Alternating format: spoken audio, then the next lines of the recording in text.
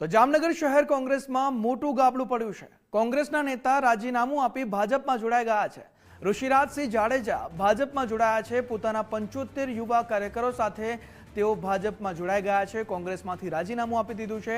શહેર ભાજપ અધ્યક્ષે ખેસ પહેરાવીને તેઓનું સ્વાગત કર્યું છે। તેમની સાથે 75 યુવા કાર્યકરો પણ જે છે તેઓ ભાજપમાં જોડાયા છે।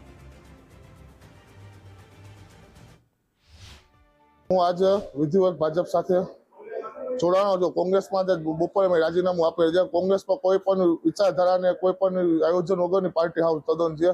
કોઈ પણ માઇક્રો પ્લાનિંગ નથી કરતા। હજી આની તકમાં ઓપરેશન સાવ નજીક આવી ગઈ છે। અત્યારે તો જાહેરાત થઈ ગઈ ચૂંટણી, એ કોઈ માઇક્રો પ્લાનિંગ નથી। એની હિસાબે કોંગ્રેસ પાર્ટીમાં મેં રાજીનામું આપીને અને માનનીય શ્રી વડાપ્રધાન શ્રી નરેન્દ્ર મોદી સાહેબના વિઝન સાથે દેશને વિશ્વગુરુ બનાવવા હતું જે ભારતે તેના સાથે એમાં જોડાણો છે। પૂનમબેનની સાથે પ્રેરણા સાથે તેના વિકાસના કાર્ય જોઈને બેનશ્રીના, તેથી હું ભાજપમાં જોડાયો છું। જ્યારે સ્થાનિક સ્વરાજ્યની ચૂંટણી જાહેર થઈ છે અને ખૂબ સારું વાતાવરણ આખા જામનગરમાં છે ભાજપ તરફી, અને જે મોદી સાહેબ જે રીતે કામ કરે છે એની જે વિચારધારા છે, અને ભારતીય જનતા પાર્ટીની વિચારધારા હંમેશા રાષ્ટ્રવાદી વિચારધારા રહી છે, એ વિચારધારાને એ વિચારથી પ્રેરાઈને આજે ઋષિરાજભાઈ જાડેજા છે તે ભાજપમાં જોડાયા છે। એમને કોંગ્રેસમાંથી રાજીનામું આપ્યું છે।